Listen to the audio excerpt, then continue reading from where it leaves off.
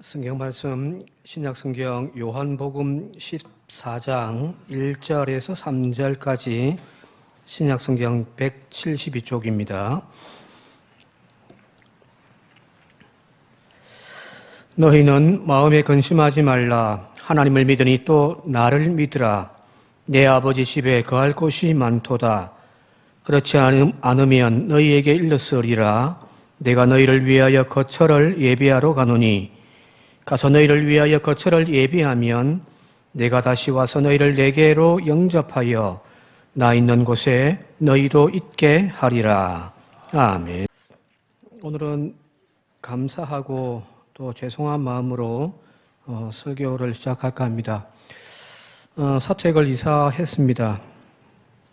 재정적으로 넉넉하지도 않은데 사택을 새로이 또 이전한다고 하는 것이 미안하고 죄송스러운 마음이고 또 감사한 마음입니다.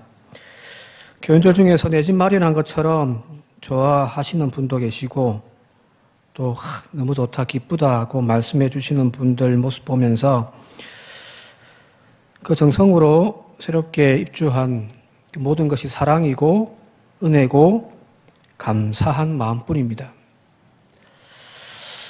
그런데 사택을 이사하는 과정에서 더 좋은 집, 더 넓은 집, 거기에 대한 어떤 로망, 지금까지는 목회하면서 교회 안에서만 살았었거든요. 저희 이웃이 전부 목사님, 사찰 집사님, 관리 집사님 밖에 없었습니다. 근데 이제 처음으로 교회 울타리 밖을 벗어난 것 같습니다.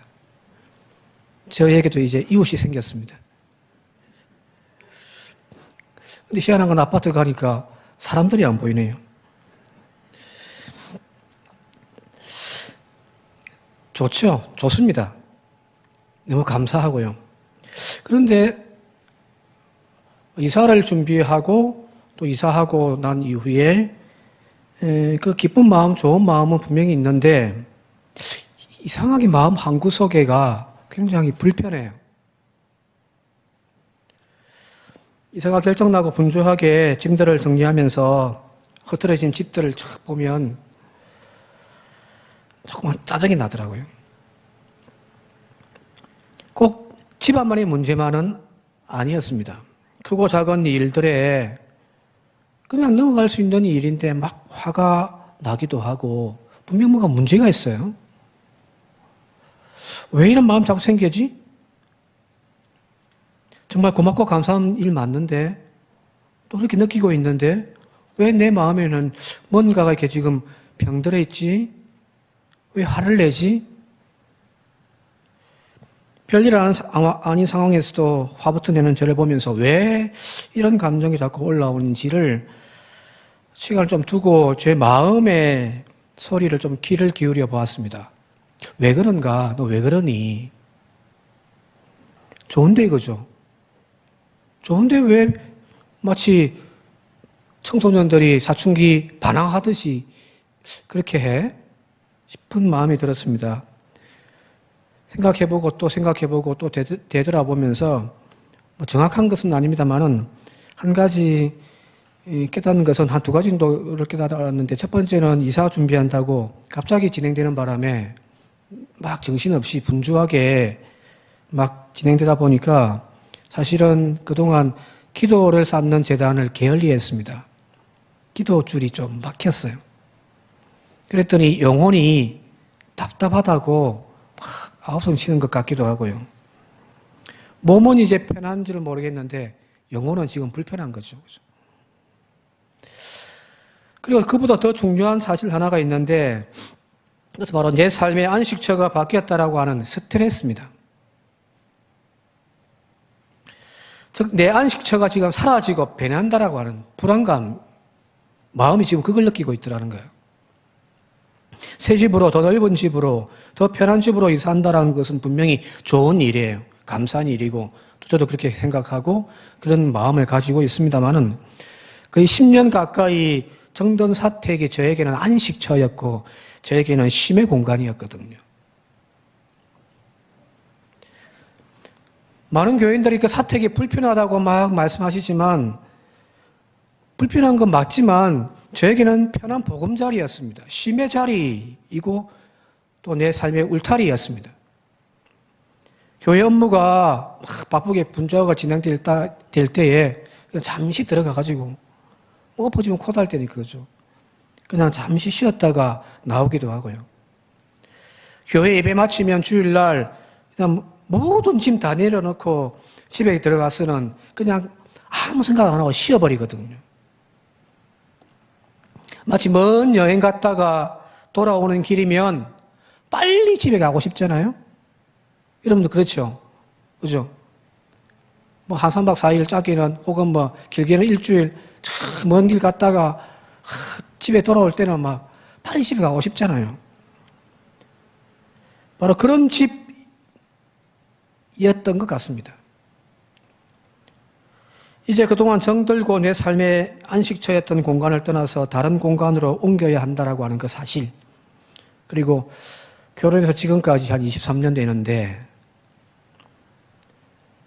버리지 않고 손때 묻어 계속 가지고 있던 가구들이 막 버려지는 모습 보고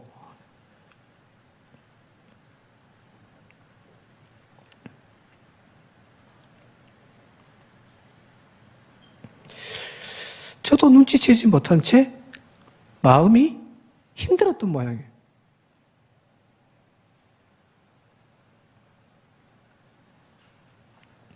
내 마음의 편안함이 되어야 하는데 먼저 내 마음이 불편하다고 내 마음이 그냥 소심하게 반항하는 것 같더라고요.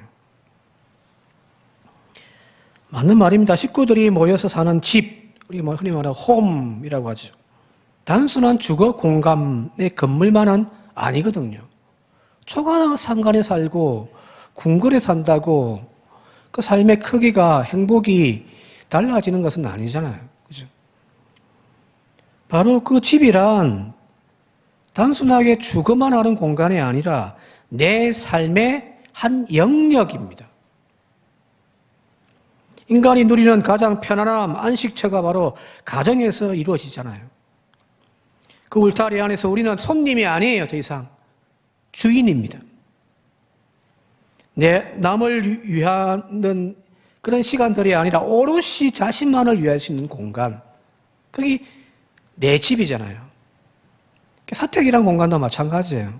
교인들과 만나서 함께 기도하고 울고 웃고 신방하고 하는 많은 일들, 남을 위해서, 타인을 위해서 시간과 에너지들을 소비하는데 딱 집이란 공간 들어가면 오롯이 그냥 나 자신만을 위하면 되거든요.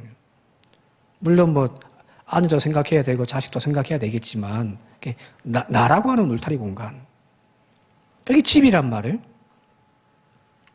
그래서 세상에서 모든 짐들 그리고 세상에서 쓰고 있던 모든 가면들 여자로 이야기하면 변장 같은 화장을 집에 가서는 스스럼없이 다 지우잖아요.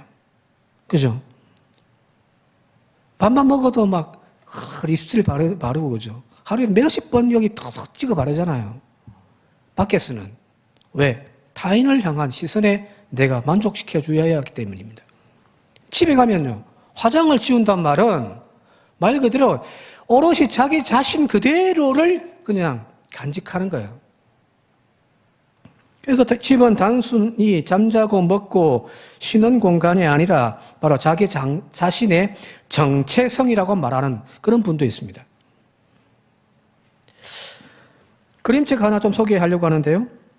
설교 준비하면서 자료를 찾다 보니까 이런 책이 있어가지고 좀 소개하려고 합니다. 막 짧아요. 다비드 칼리라고 하는 작가가 적은 나의 집이라고 하는 그림책입니다. 자, 이 책에는 평생 자신에게 맞는 집을 찾아다니는 한 사람의 인생 여정을 쭉 훑어옵니다. 그리고 집이란 뭘까? 라고 하는 물음을 던지는 거예요. 자, 어린 시절 바닷가 어촌 마을에서 태어났습니다. 이 주인공은요. 그래서 자랐습니다. 이제 청년이 되어져서 이제 이 작은 공간에서 벗어나서 더 큰 세상을 경험해보고 싶다라는 마음으로 짐을 싸서 이제 독립하여 도시로 이사를 합니다. 그래서 자기만의 작은 공간을 만들죠. 도시 속에서. 그리고 장년기에는 성공을 추구하면서 바쁜 나날을 보낼 만한 공간. 장년기 때는 한참 성장하잖아요. 그죠? 과장도 되고 부장도 되고 막 쭉쭉 올라간단 말이에요. 거기에 맞는, 성공에 걸맞는 그런 집에서 살고 싶은 거예요. 그래서 그런 집으로 이제 찾아서 옮겼고, 이제는 노년이 되어져서 안정과 휴식을 취할 수 있는 공간을 이제 찾아다니는 겁니다. 평생 집을 옮겨 다니면서 진짜 나의 집 찾기를 매달려온 이 주인공이 노년에 자신이 이제 안착한 그 집에 대하여서 어떤 사람이 묻습니다. 진짜 당신의 집을 찾았습니까? 그때 이 질문에 대해서 이 주인공이 노년이 되어서 뭐라고 이야기하냐면 글쎄요 라고 이야기합니다. 자, 작가는 이 집이라고 하는 주제를 이 그림책을 통해서 쭉 전개하면서 집은 단순하게 우리가 아까 이야기했던 내가 생활하고 있는 공간, 도시 가면 아파트, 시골 가면은 주택, 그런 공간으로서의 개념이기보다는 우리 인생의 중요한 가치관이 압축되어 있는 공간이라는 거잖아요. 그죠? 청년 때는 더 넓은 세상을 보고 싶은 그 욕망, 그 가치관으로 도시에 가는 거예요. 단칸방이라도, 옥탑방이라도 도시 속에 살면은 행복하단 말이에요. 이해가 안 되죠, 우리는. 그죠? 그 비싼 월세 주고 월급도 얼마 안 되는데 왜 도시에 꼭 서울에 살려고 하냐? 내려오라. 안 내려와요. 왜? 청년 때의 가치관은 그거거든요. 노년이 되어서 또 쉼과 안식을 얻고자 하는 그런 집을 구하는 것도 이제 노년의 가치관이 그게 투영되어 있는 거예요. 맞는 말 같죠, 그죠? 집이란 단순하게 주거 공간이 아닙니다. 나의 인생의 가치관이 투영되어져 있는 나의 한 영역입니다. 오늘날 우리 사회에서 집에 관련해서 회자되어지는 유행어들 쭉 한번 살펴보세요. 이런 말들이 주로 등장해요. 영끌, 하우스푸어, 전세 난민, 역세권, 학세권, 이 말들이 막 나와요. 집을 고르는 데 있어서 이런 기준들을 삼고 있다는 거예요. 집을 둘러싸는 우리 사회의 현주소를 보여주는 신조어들입니다. 오늘날 우리 현재 사회에서 집은 가족이 함께 시간을 보내는 생활 공간인 동시에 또 한편에서는 부동산입니다. 그래서 경제적 가치를 만들어내는 공간으로 취급을 하고 있단 말이에요. 영끌을 하는 거예요. 영혼까지 끌어모아서 투자해가지고 집을 구하는 겁니다. 그리고 이제 그걸 빚을 못 갚으니까 전세 난민을 떠돌이 생활하는 거죠. 자기는. 말이 안 되는 거예요. 점점 집이라고 하는 공간이 사는, 그러니까 거하는 그런 공간이 아니라 파는 공간, 매매하는 그런 공간이 되어져 가고 있습니다. 이 말이 무슨 말일까요? 우리의 정서적인, 우리의 인격적인, 우리의 모든 가치관이 투영되어져 있는 그런 가정으로서의 홈이 아니라 우리는 지금 집을 구할 때 어떤 기준으로 구하냐면은 물질적인, 언제든지 사고 팔 수 있는 물질적인 개념으로 집을 우리는 생각을 하고 있단 말이에요.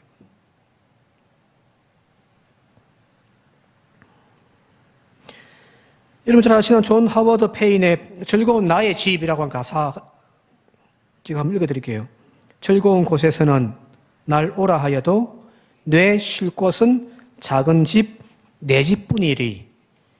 내 나라 내 기쁨 길이 쉴 곳도 꽃피고 새우는 내 집뿐이라. 다 아시잖아요, 그죠? 참된 행복이, 참된 기쁨이, 참된 쉼이 가정에 있더라는 거예요. 그 집에 있더라는 겁니다. 내 집. 그래서 단순한 주거 공간이 아닌 집이란 내 행복과 삶의 안식처이고 또 어머니의 품과 같은 곳입니다. 그런 걸 오늘날 세대는 물질적인 가치관의 기준에 따라서 사고 파는 것으로만 여기니까 영끌을 내가지고 아파트 구입하고 올라가면 팔고 또 더 비싼 집 올라가고 단지 주거의 편익성만을 그리고 자신의 신분을 드러내는 수단으로만 여기고 있으니 자 보세요. 우리의 사는 집의 평수와 가격은 점점점 올라가는데 우리의 삶의 행복도와 만족도는 점점점 낮아지고 있잖아요. 그죠?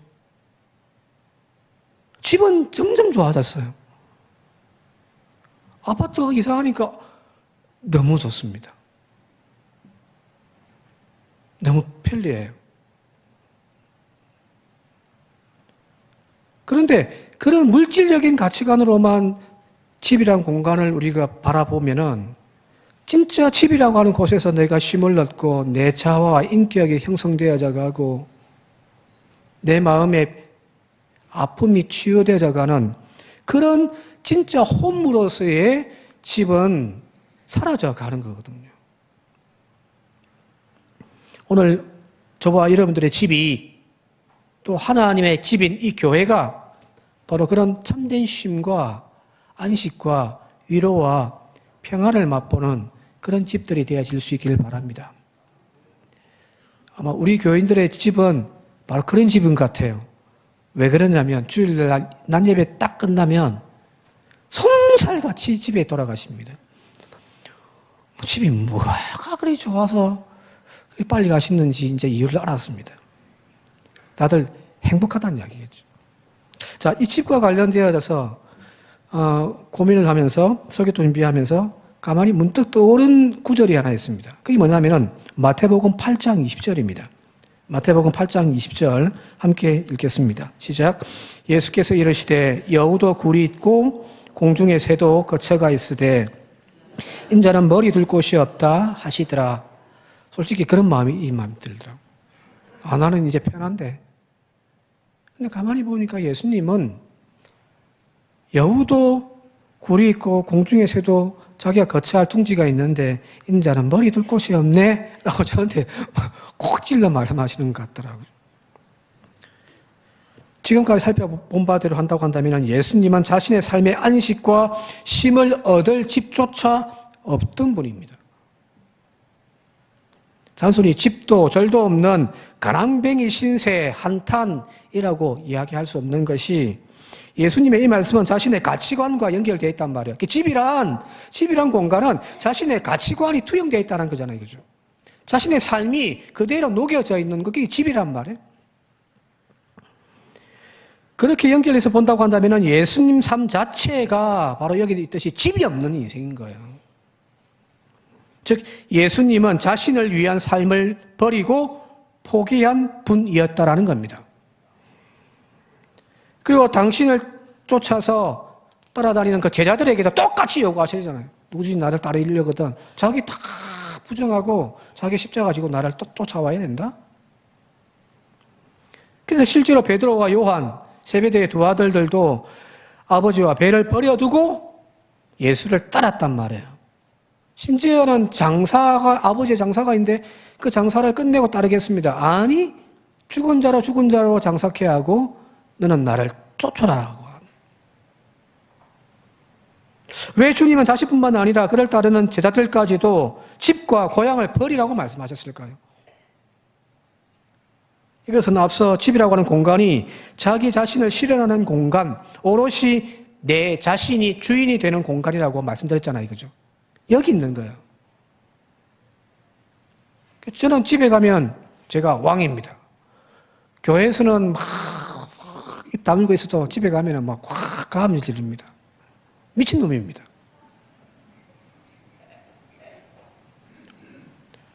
왜? 이 공간은 내 공간이거든요. 아무에게도 간섭받지 않고 자기 하고 싶은 대로 할 수 있는 공간. 그곳에서는 남 눈치 보지 않고 자기 하고 싶은 대로 살 수 있는 세상. 그게 내 집이라는 겁니다. 그래서 내 집만큼은 내가 100% 주인이고 주인공입니다. 그죠? 뭐 전셋집이든 월세든 상관없습니다. 내 집만큼은, 그 집이란 공간만큼은 내가 주인인 거예요. 자, 그런데 주님은 바로 이 자기를 위한 공간마저도 버리겠다라는 거잖아요. 다르게 표현을 하자면은 나는 내가 주인이 되는 집에서는 살지 않겠다라고 하는 선언이기도 합니다. 나 자신 위한 시간, 나를 위한 그런 시간들, 공간 안 하겠다는 겁니다. 자, 그렇다면 예수님께서 말씀하시는 집의 주인은 누굴까요?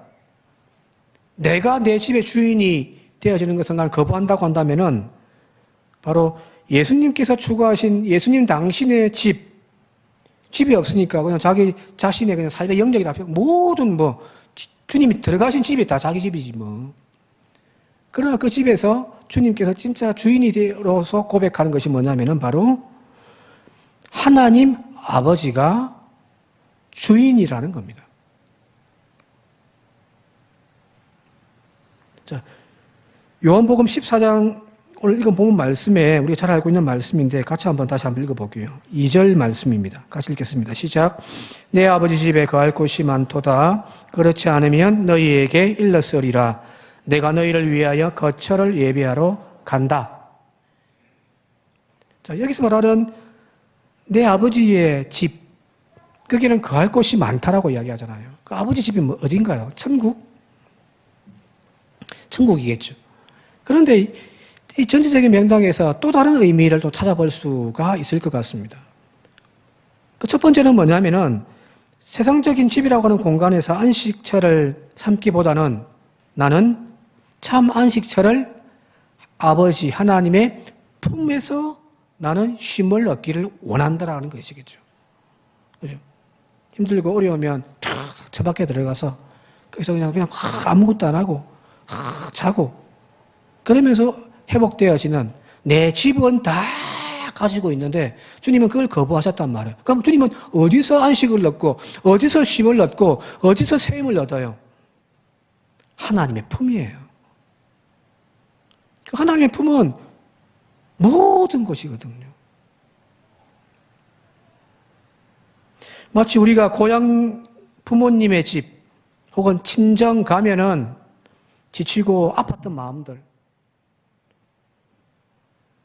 엄마가 해주는 따뜻한 밥 한 공기 먹으면서 싹 눈 녹듯이 녹고 그죠? 회복되어서 돌아오잖아요. 그죠? 그게 부모의 품이듯이 하나님의 품, 그것이 바로 내 집이라는 겁니다. 그리고 또 한 가지 오늘 함께 말씀을 나누려고 하는 것은 바로 이 부분인데요. 자, 이 집이라고 하는 말이 헬라어로 한번 보여주시겠습니까? 코이노스라는 말입니다. 이 코이노스에서 파생되어진 단어들이 여러 가지가 있는데 그게 비슷해요.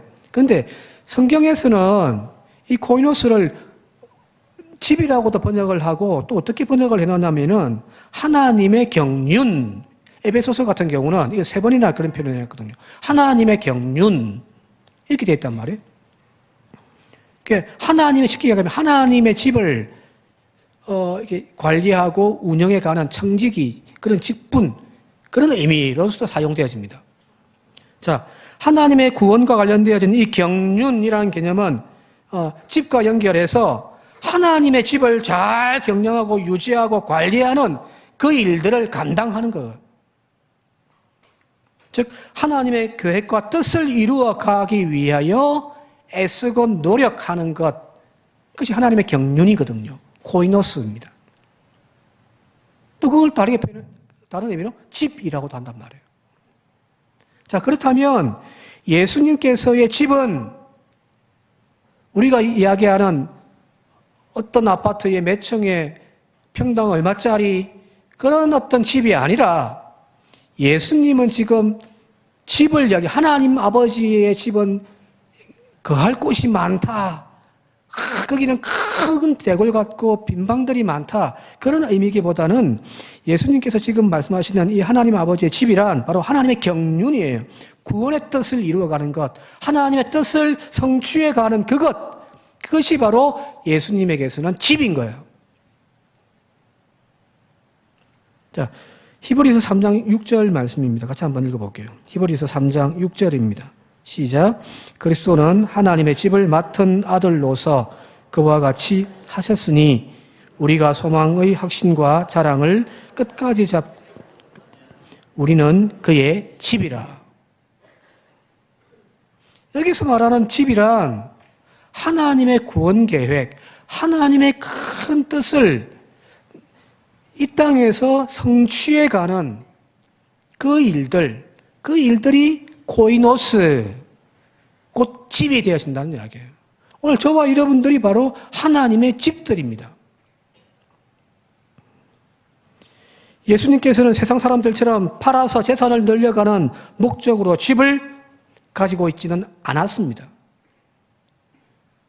인자가 머리 둘 곳 없다라고 하는 말이 바로 그런 뜻이겠죠. 그죠? 그러나 주님은 이단처럼 사이비 교주처럼 교주의 집을 크게 짓고 재산과 관련되어진 자신과 관련되어진 그 장소를 어쨌든 성지라고 해가 만들어가지고 막 수천억 막 퍼부어가지고 꾸며놓는 그런 짓거리들은 주님은 안 해요. 그냥 인자는 머리 들고 관심도 없습니다.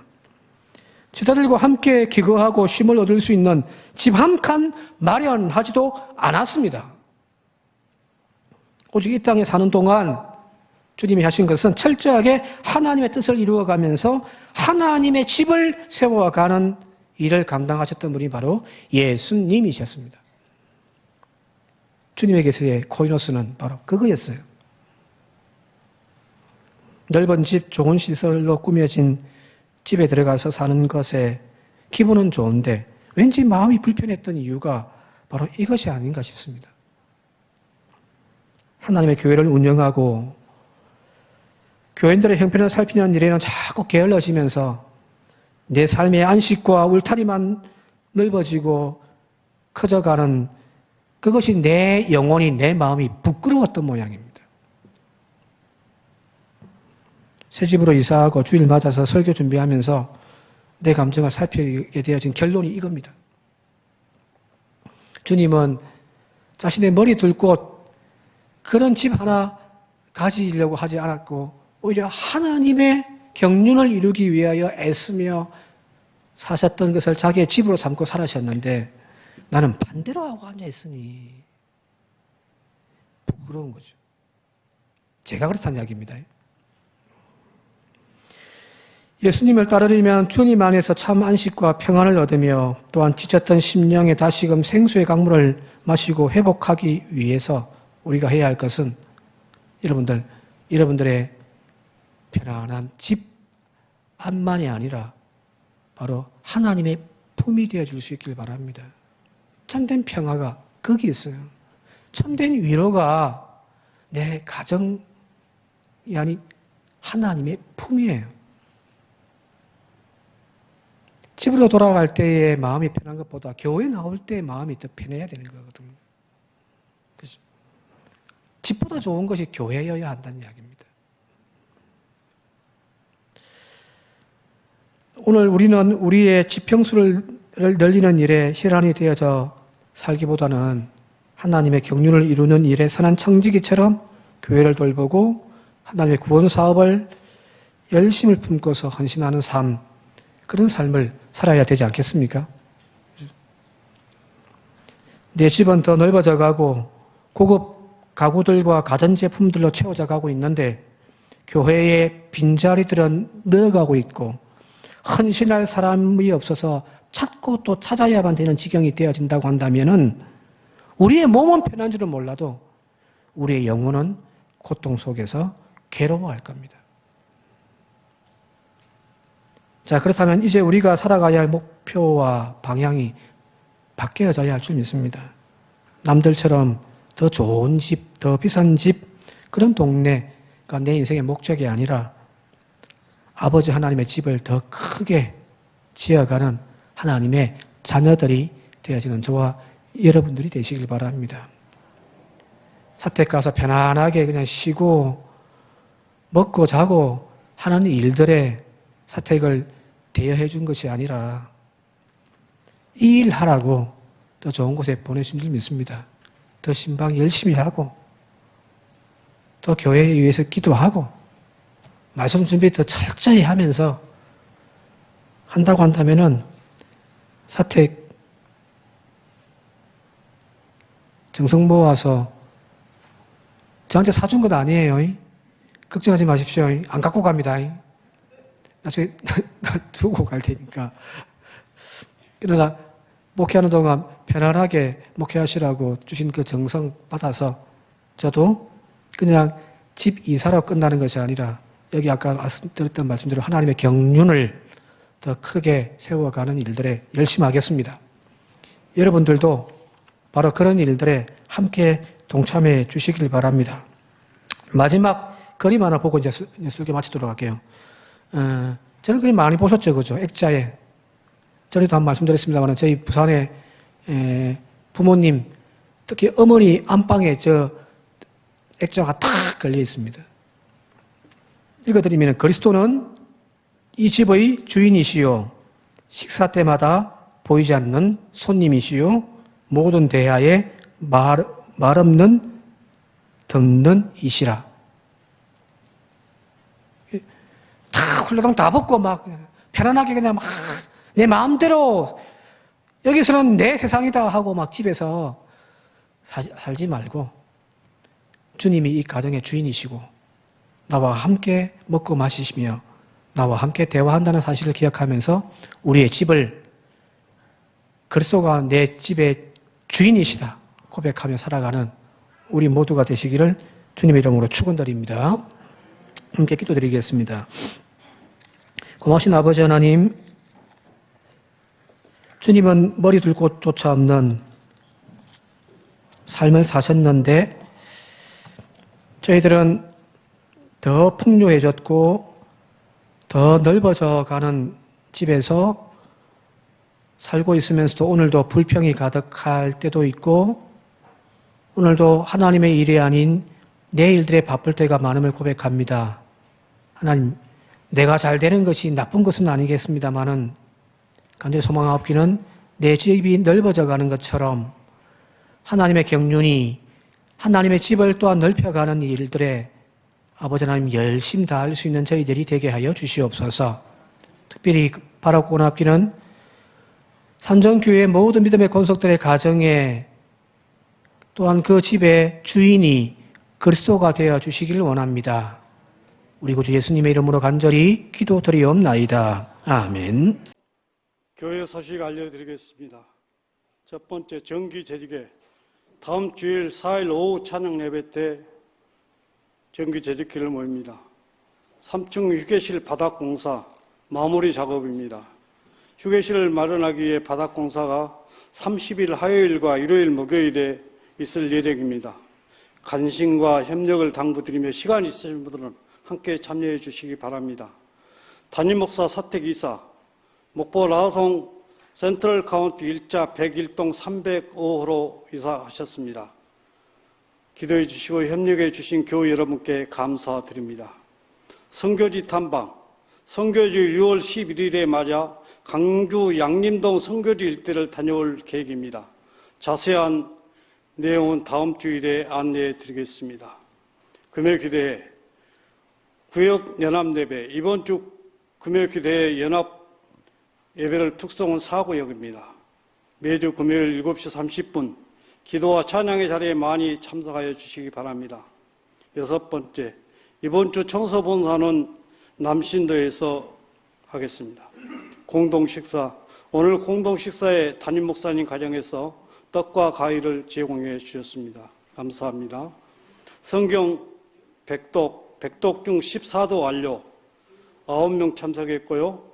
이번 주 통독자는 한광자 권사님 3독, 박점승 권사님 1독, 교인 소식입니다. 서말송 권사님께서 애왕병원에 입원 중입니다. 기도해 주시기 바랍니다.